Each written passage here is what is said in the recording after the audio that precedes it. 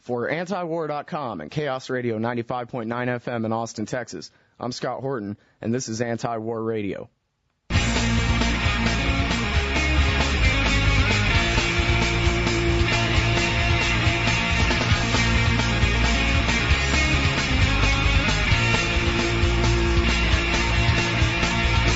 This war is so bad it's got me in bed with the Reds.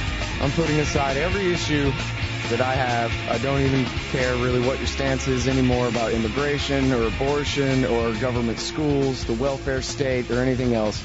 I'm in desperate need of a political realignment in this country on the issue of stopping this war. And then we can move on to stopping the next one. And as part of that, I'm reaching out to the best of what I call the counterpunch left, the real anti-war left.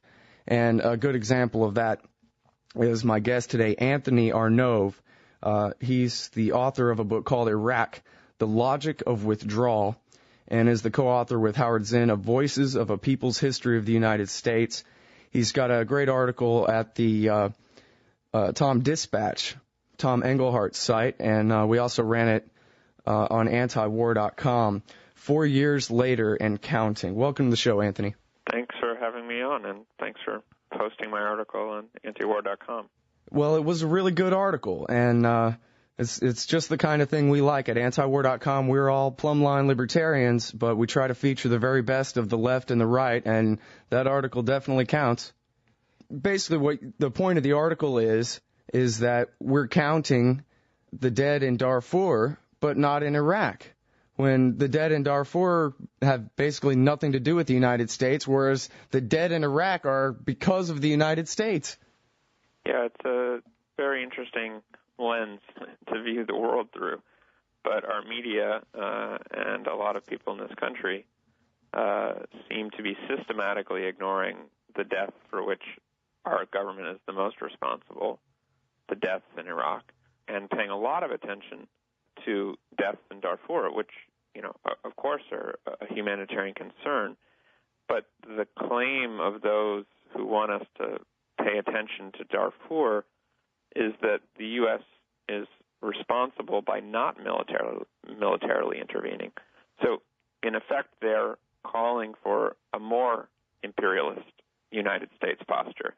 They're calling for more use of the military at a very time when people around the world are seeing the very direct results in Iraq of U.S. military intervention. And it's not just the dead, which the Lancet estimated last year at now 655,000 in Iraq since the invasion and occupation began in March 2003. But the wounded, the injured, the displaced. Iraq today has the world's worst refugee crisis, some 2 million external refugees and 1.9 million internal refugees.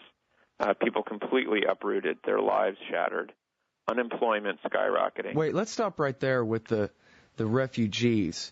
2 million who have fled to neighboring states or to Europe, and another 2 million internally displaced, that is, expelled from Kirkuk, and so they have to go back to the south, that kind of thing. 4 million people.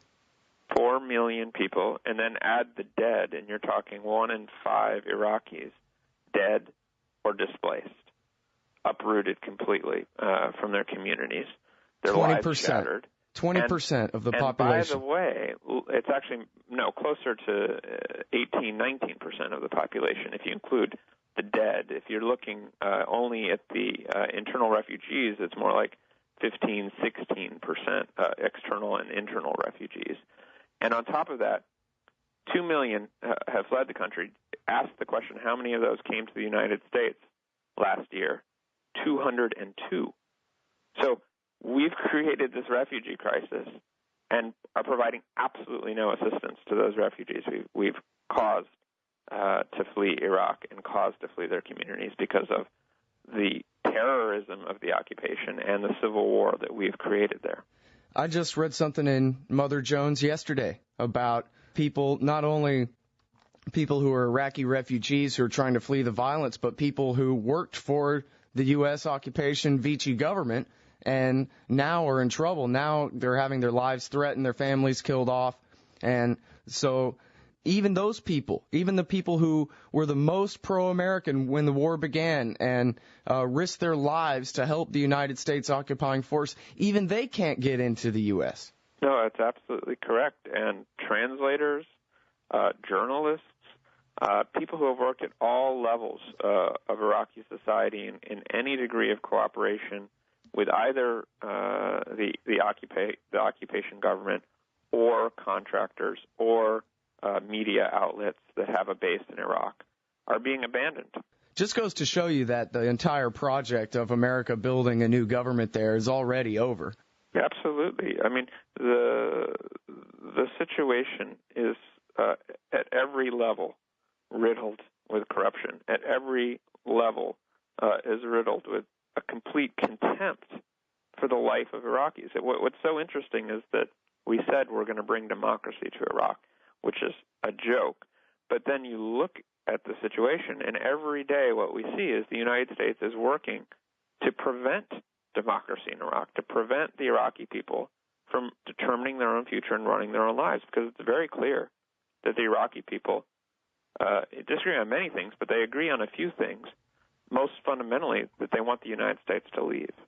Yeah, and it's, pardon me if I have a little bit of cognitive dissonance here, but on one hand, Iraqis are so precious that they're worth spending an unlimited amount of American lives and dollars to give them a wonderful democracy. But then it's just as easy, apparently, to turn around and consider them as completely less than human, basically cartoon characters, that it doesn't matter when they're dying at rates of hundreds of thousands of people and refugees in the millions. All of a sudden, their lives don't matter at all. Absolutely, and I think that just exposes the reality that this war had nothing to do, this invasion occupation, have nothing to do with helping Iraqis, have nothing to do with making the world safer, have nothing to do with all of the stated aims, but has to do with very crude questions of power politics, and in particular to do with crude oil. The fact that Iraq has the world's second largest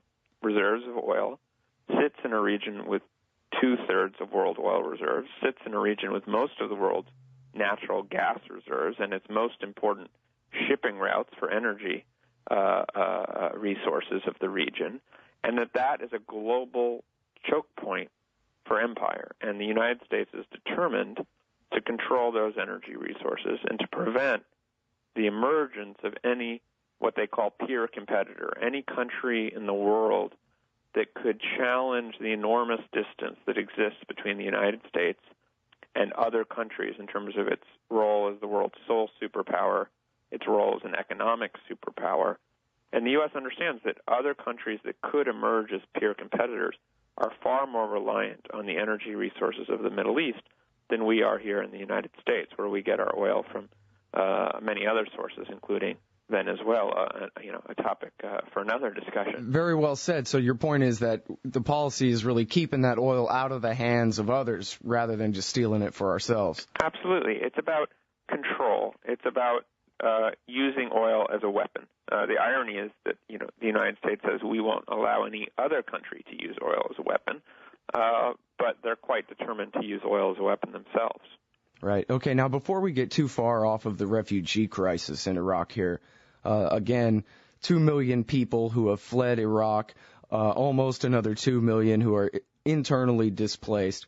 And I just did an interview a couple of weeks ago with a woman named Preeti Taneja from the Minority Rights International group. I forget the exact name of it, but they had done this in-depth study of all of Iraq's ethnic and religious minorities, the Mandeans and the Assyrian Christians and people, frankly, that you probably never heard of, ethnicities and religions, tiny little sects that have existed there for over 2,000 years, who now, for intents and purposes, no longer exist as a separate little ethnicity.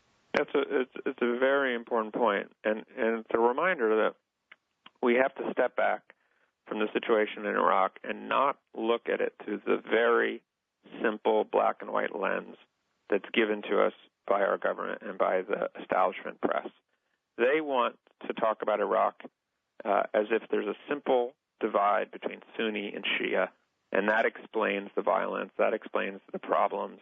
Perhaps you can talk about a tripartite split between Kurds and Shia and Sunni Muslims, but that's as deep as you can get. And what that obscures is a number of things. First of all, it obscures, as you pointed out, that actually Iraq is far more diverse, that there are Assyrians, there are Christians, there are a number of communities that don't fit into that very simple framework.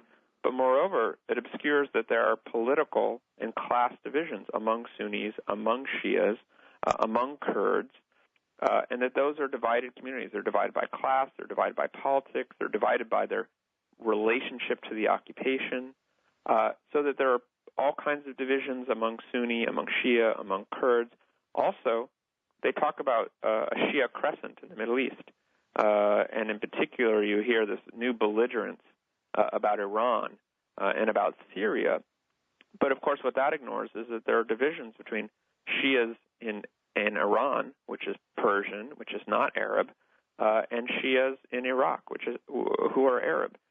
And so we really have to understand that there's a much more complex mosaic in Iraq than we're presented, and that the key division in Iraq today is between those who oppose occupation and those who are taking part in the occupation. That is still the fundamental divide, and that is still why there is a resistance. That is why there is violence in Iraq, not because of Iran, not because of Syria, not because of Al-Qaeda, or not because of something that happened in the secession of prophets in the 8th century. Well, and part of this, too, is that it's a monopoly government that we're creating here, or attempting to create, and the question is who's going to have their hands on it. And it seems like it's going to be the Iran-backed factions, the Supreme Council for the Islamic Revolution in Iraq and the Dawa Party are the Iran-backed factions, and they're also the United States-backed factions. Absolutely. And so there's a lot for Sunni Arabs to be fighting about. Absolutely, and they also face the prospect, a very real prospect, that the oil in Iraq will be cut off from them in a profound sense, that the oil of the country is concentrated in the north, predominantly Kurdish areas, and in the south, predominantly Shia areas. And if there's an effective or even eventual literal partition of the country, that would leave Sunnis economically dispossessed and dispossessed of access to the oil in a landlocked western and central section of the former country. So it's a recipe for worse civil war than we're already seeing. It's a recipe for a complete disaster that would definitely spread beyond Iraq's borders. Yeah. Now let's get back to a little bit of the more here and now and what the situation is in Iraq at this moment in terms of, well, as you talk about in your article, just runaway inflation, pretend money that's just being printed and is worth basically nothing. The so-called privatization of Iraq's industries, which were basically just looted and dumped and are now all shut down, malnutrition, unemployment, water, electricity, those kinds of things. Well, the situation is disastrous from a humanitarian standpoint.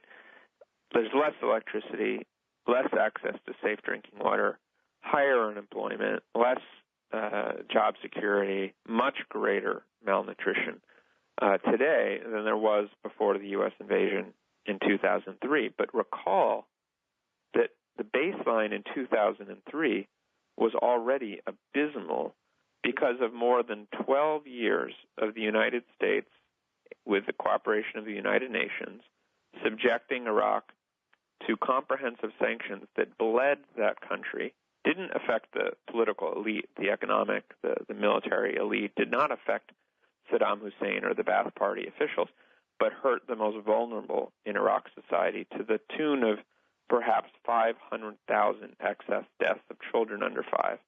And it wasn't just the sanctions, it was years of bombing that were carried out by the Clinton administration.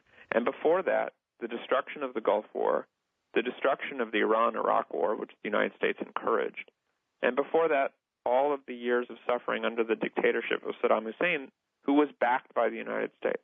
So that brings us to 2003, and then it's gotten drastically worse since then.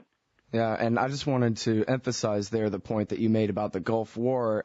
The Defense Department, at the end of that war, made sure to bomb the sewage and water treatment facilities, which is in direct violation of American law and our treaty obligations. Yeah, there was rapid deterioration and periodic bombing of Iraq's infrastructure, and through the sanctions, a deliberate effort to prevent Iraq from being able to rebuild its water supply, its electricity system, which led to a rise of waterborne diseases that were easily preventable in Iraq that had not existed in Iraq for decades.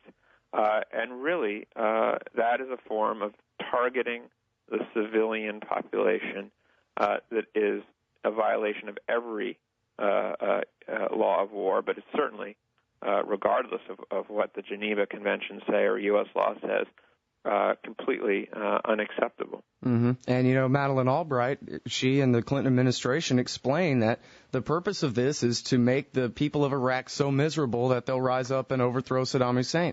Absolutely. And they said that they wouldn't ever lift the sanctions until he was gone. Absolutely. And she also, when she was the U.S. ambassador to the United Nations, gave an interview to Leslie Stahl of 60 Minutes, in which Leslie Stahl asked her about the more than 500,000 excess deaths of children under 5 in Iraq as a result of the sanctions, and asked, is the price worth it? And Madeleine Albright said, yes, the price is worth it. The geopolitical goals of the United States made it worth sacrificing the lives of 500,000 children of Iraq. Yeah, well, Condoleezza Rice just said the same thing the other day. Absolutely. And these people then claim that they're acting to liberate the people of Iraq. It's hypocrisy isn't even the right word for it. It's abominable. Okay, now I got this radical revolutionary fringe idea here that I know that most Americans reject, but I believe it firmly. And that is that Iraqis are human beings. They're individuals. They live on a little plot of land, you know, that's not too much different than plots of land that we live on. They have kids. They breathe air and eat a couple of times a day just like us. They are human beings, no different than us. Yet I know that my neighbors can still not comprehend this, that the Middle East, to the average American, they picture, scenes from Disney's Aladdin or something, where this whole situation is unreal to them. It doesn't matter what happens to these people. I can't hear the screams from here. I can't smell the burning bodies from here. So really, what do I care? Well, I think you're raising a very important question and point. I mean, the degree of anti-Arab racism and anti-Muslim racism in this country is profound, and it's been very consciously intensified in the wake of September 11th, 2001. And that has been used to sell the occupation of Iraq through a process of dehumanizing Arabs, dehumanizing Muslims, and in the process making it easy to ignore their suffering, making it easy for the soldiers to carry out atrocities. For example, we know that during the Vietnam War, there was a conscious program of trying to inculcate in the minds of the troops that Vietnamese were gooks, that they were subhuman, that they were animals. And you see a very similar thing with the treatment of Iraqis and Arabs today, that they're hajis, that they're less than human, that they're just terrorists, that they don't value life. All of these mythologies that are created in order to dehumanize the enemy. But what's interesting to me is that despite a very concerted campaign of racism, of dehumanization, you do now have a clear majority in this country that think it was wrong to have invaded Iraq and who resist the government's policy and want to see a change. But there's no political leadership that's rising to address that. And for all the talk about bringing democracy to Iraq, which we've talked about is a complete myth and a joke, we are seeing right now how little democracy we have in this country. Yeah, well, and the reason the American people want out of Iraq has nothing to do with Iraqis being human beings. It has to do with we lost the war, and Americans don't like losing wars. And they know it's too late to try to, quote-unquote, win it now, so they just want out. Well, I don't know. I think that, like, for example, go back to the Vietnam War. One of the images that became a kind of galvanizing image that mobilized anti-war sentiment in this country was not an image of a U.S. soldier being killed, but was an image of a Vietnamese girl, her body napalmed, fleeing a Vietnamese village that had been bombed by the United States with the deadly defoliant napalm. And it exposed, in the minds of so many people, the contradiction between saying, we're helping the Vietnamese people, we're fighting to free them, we're fighting to give them a future, we're liberating them, all the kind of rhetoric that we hear now about Iraq. It exposed the contradiction between what we claimed we were doing and what the reality of what we were doing. And I think that there's a significant element of anti-war sentiment in this country which is based on that recognition. We were told that we were fighting weapons of mass destruction, eliminating weapons of mass destruction.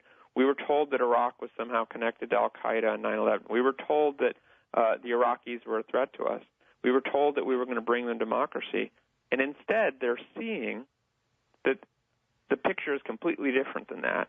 And they're also seeing that the Iraqi people want us to go. And I think an element of that does come out of a sense of solidarity and a recognition of the humanity of the Iraqi people. I certainly know soldiers who are coming back and who are joining groups like Iraq Veterans Against War, which I think is one of the most important organizations right now in this country and is doing very important work exposing the lies around this war.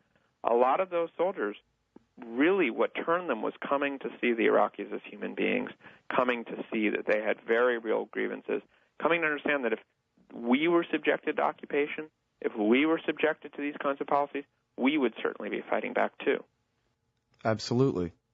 And, you know, it really shouldn't be that hard to make the analogy, right, to be in the other guy's shoes for a minute.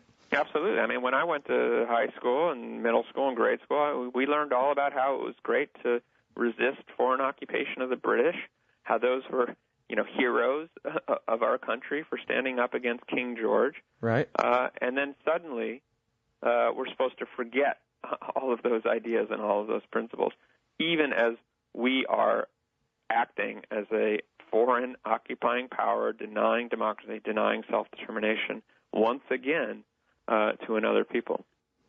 Now, one of the points that you brought up at the beginning of the interview and also in your article is the idea that it's okay to criticize American complicity in this kind of thing for the most part, as long as it's complicity by omission and as long as it's centered around an argument which demands more interventionism, as in the case of Darfur. It makes me think that if America does leave Iraq and the warring doesn't stop within, I don't know, a year or so, the progressive left is going to demand that the United States reinvade to save Iraq.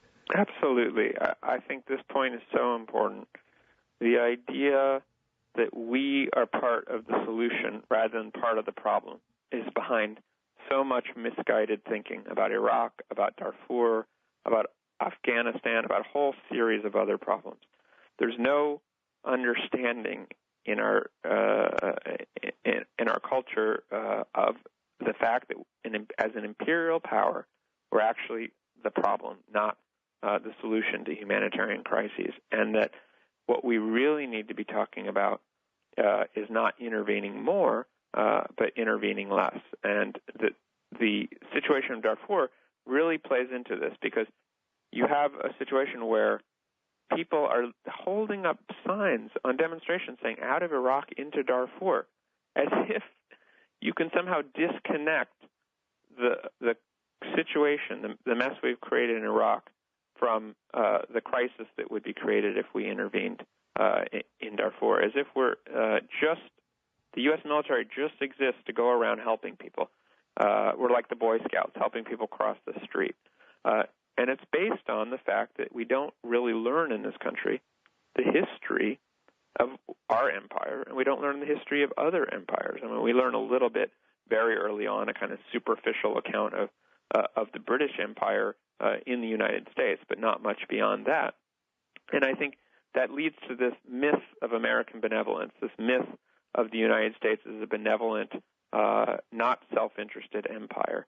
And as long as you have that idea in your head, absolutely, you're going to support more intervention in Iraq. You're going to support the idea of the troops staying, because if we leave, there'll be civil war. And you'll completely miss the fact that there's a civil war now, and it's been created by the occupation. The occupation isn't lessening civil war. It's intensifying it. Well, and I think that this really speaks to the problem in this country, why it is that it's so hard to have an effective anti-war movement. If we were to have one, especially in the days with Republicans in power, it would have to come from the left. And yet, ideologically, in a basic belief system kind of sense, liberals tend to believe that government is a good tool for solving problems, pretty much whatever they are. And the international do-gooderism is just kind of a natural extension of that, isn't it? The Wilsonian, we're the school marm here to teach you to elect good men and that kind of thing. Well, certainly American liberalism has long supported imperialism, and the Wilsonian variety is a very clear example of that, despite all the mythology. There's a terrific book on this written by a guy named Sidney Lenz called The Forging of the American Empire. It's kind of a people's history of U.S. empire.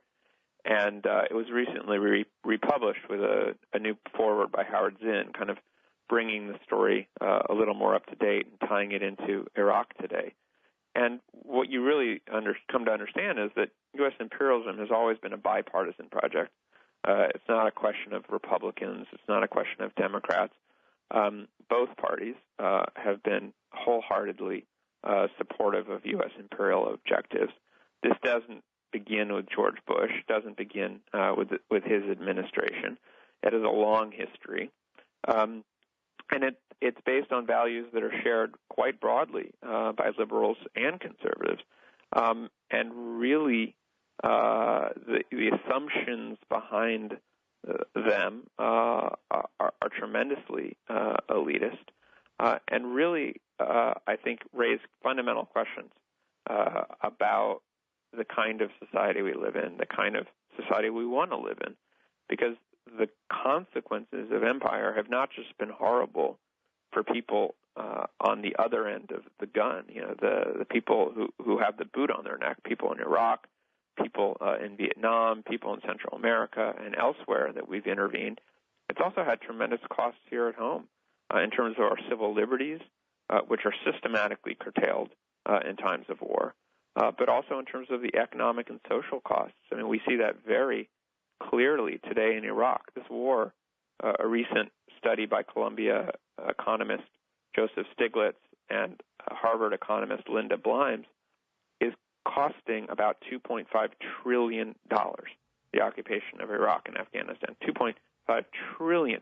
Imagine how that money could go to actually do good in the world, to actually provide health care, education, jobs, a cleaner environment. The costs are just phenomenal when one considers not just the negative cost of the destruction that we've wreaked by this intervention, but how that money could have actually constructively been put to use. Yeah, absolutely. And, obviously from my point of view, it would have been better just to stay in the pockets of people. They can spend it however they want. But I think a lot of it probably would be spent on their own education and health care and the rest of those things, as you say, the most important things in people's lives. And I want to extend your analogy and invoke even World War II, which is, I bring it up because World War II is the good war. It's beyond reproach. It was America versus pure evil and is therefore beyond question. And yet that's how America inherited all the Western empires plus Japan's. That's what moved the economic center of life in America from New York in private hands to D.C. and put it in the hands of the U.S. Congress. That's what made America a world empire, was our involvement in World War II. And that's frankly, by the time it was over, the states were nothing but large counties and the federal government was supreme here at home. Well, there's no question that World War II served to radically change the global balance of power and to make the United States a sole superpower in a way that it never had been before. And, of course, in the Middle East, it took over from the British and from the French colonists. And then, of course, the takeover from the French in Vietnam was a little more delayed, but the consequence of that was millions of lives lost in Indochina as the United States took over responsibility for suppressing democracy in Vietnam from the former French colonists. But what really I think that led to was not so much an empowering of Congress, but the creation of the imperial presidency, the national security state. And, of course, that went hand in hand with the McCarthyite purging of the left from trade unions, from education, from the culture, and a real effort in this country to limit dissent, to limit freedom of expression, to limit freedom of organization, and to especially limit the power of working-class people in this country. And that process is one that I think has really led to a long-term erosion, not just of civil liberties, but of our standard of living in this country, and has, of course, brought us to a situation where we also have to say, in terms of the long arc of human history, we have come very close in recent history to self-annihilation. We had a few moments in the Cold War where we came close to it, and today we are once again edging closer to the possibility of nuclear conflict or war as a result of these policies that we're pursuing in Iraq and globally. And seriously, I think it raises profound questions about the need for a fundamental transformation of our priorities. Yeah, absolutely. Well, I think that there's a lot of ground here for a new realignment against empire and against the centralized Washington, D.C. Leviathan here. What do you think, Anthony? Well, I think that, like I said earlier, we're in an encouraging moment in that even though people have not, for the same reasons, necessarily come to oppose the war in Iraq, a majority does now oppose the war in Iraq. Right. A majority also say that they care more about health care and education. And I think there's a basis for political realignment in this country. There's a basis for popular mobilization against empire in this country. There's certainly a desire for change. The question for me is, can we give people a sense that they can make a difference? I think right now a lot of people feel like you can't make a difference. Look, we just voted in November. We voted in protest against the war in Iraq, and yet the Democrats are doing absolutely nothing to deliver on the aspirations of people who voted for them, hoping for a change. And it comes to a point where people have to realize that they themselves have to make the difference. They themselves can make a change. And this goes back to what we were talking about earlier. If you don't have a sense of how change has happened in our history, of how ordinary people have been able to bring about transformation, improvement of their lives, then you don't necessarily know how you today could bring about that kind of change. You can despair and feel like you can't make a difference. But if you read a book like A People's History of the United States by Howard Zinn, if you look at the history of the Civil Rights Movement or the struggle against slavery, I think you can learn lessons that today can be very useful as we tap into the sentiment that's growing against empire and that's growing for change, and that we could effectively channel that into a movement that really could change U.S. politics. And I think there's a real urgency to that. Yeah, I absolutely agree. In fact, I just read something late last night where they were talking about the America First Committee and all the different people from the left and the right, social democrats and classical liberals and Charles Lindbergh and all these, wide and varied interests coming together to oppose American entry into World War II. And he ended quoting somebody's law. I forgot who it was now, but somebody's law, which is that that which has happened before is possible. And and it's amazing how many people don't believe that. But no, really, it's been done. Yeah, absolutely. And, of course, if you don't know your history, you're much more likely to believe the president when he comes along and says oh, we've got to go to war against Iraq, we've got to go to war against Iran, we've got to protect ourselves from this foreign threat. But if you do know the history of how governments have lied to us in the past to start wars, if you do know the history of how governments have manipulated the public, you're likely to be more intelligent. You're likely to be more skeptical. You're likely to rely on your own intelligence and to see through those kinds of lies and not fall for those policies. Great interview. Anthony Arnove, he's the author of Iraq, The Logic of Withdrawal. He's on the editorial board of the International Socialist Review. Thanks, Anthony. Thanks for having me on the program.